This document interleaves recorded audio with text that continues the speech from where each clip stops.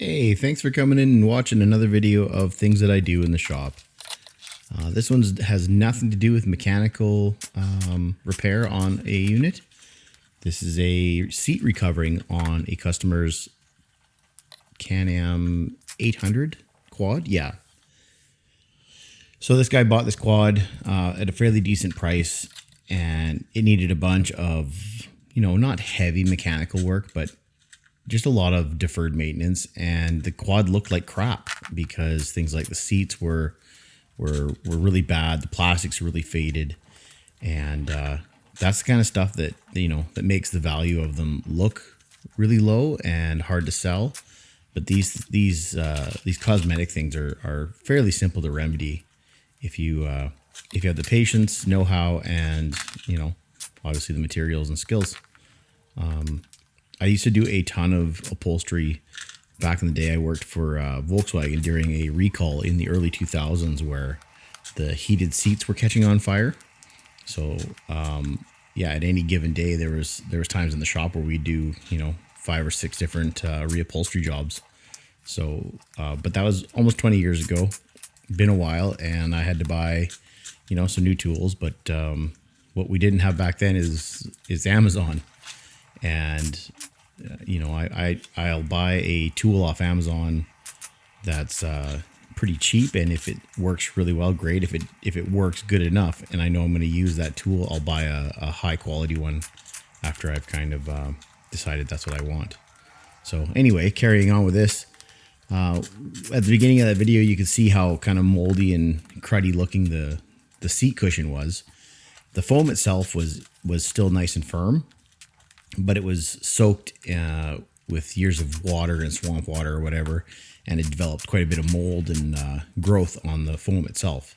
So I soaked the foam in an anti-fungus solution for a day, and then rinsed it out with Dawn and water, and let it dry before I reupholstered it. So it looked like crap, but it's still good foam.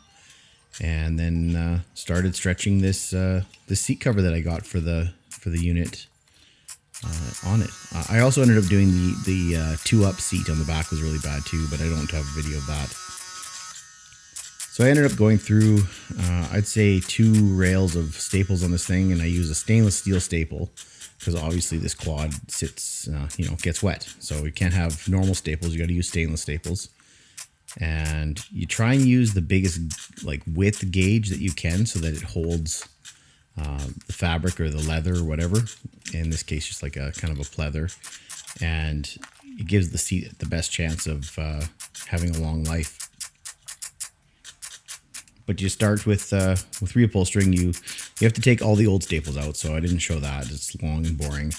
And you basically just pick a spot and you kind of slowly stretch it over. Now you don't want to overstretch this stuff, because then as you sit on it, you're going to end up tearing it, or it just doesn't have enough give to have longevity, right? So you want to have it pulled just enough so that when it's in its position, it sits with a nice taut, good looking seat. They're never going to fit as good as the factory did, but they fit really, really well. And most of the time, people can't even tell that it's not the factory, except that it doesn't have the "don't have 2 people sit on it" logo. So I sped this video up 700%. Doing this job actually took me about an hour. And after, of course, I had done all the prep work and disassembly. But it's not a very hard job. I enjoyed it, and the result came out really well. So in the end, you got to make sure that you have enough clearance to let the seat latch open and close without being interfering with the fabric. And lots of staples is good, not enough staples is bad. The result turned out well. And yeah, that's it. Nice quick video. Thanks for watching, guys, and have yourself a great day.